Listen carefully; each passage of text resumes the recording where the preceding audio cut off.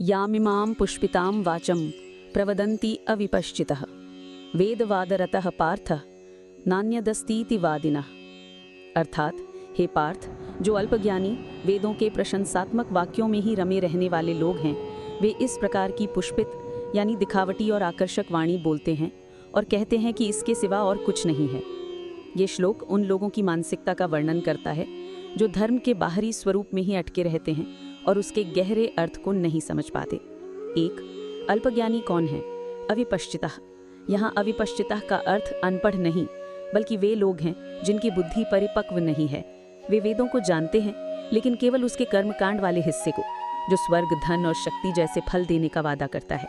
वे वेदों के असली आध्यात्मिक ज्ञान को यानी उपनिषदों के ज्ञान को नहीं समझते। 2, पुष्पिताम वाचम, आकर्षक वाणी। उनकी बातें पुष्पित यानी फूलों की तरह होती हैं, ऊपर से बहुत सुंदर और आकर्षक, लेकिन उनमें वास्तविक फल यानी मोक्ष नहीं होता। वे सुंदर शब्दों में स्वर्ग के सुखों और यज्ञों के लाभों का वर्णन करते हैं, जो सुनने में बहुत प्रिय लगता है। 3, उनकी सीमित सोच, नान्यदस्तीति वादिनः।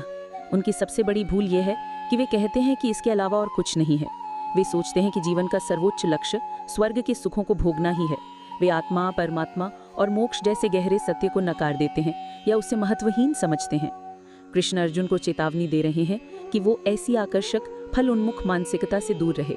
ये मानसिकता व्यक्ति को कर्म और उसके फल के चक्र में फंसाए रखती है, चाहे वो फल पृथ्वी पर मिले या स्वर्ग में।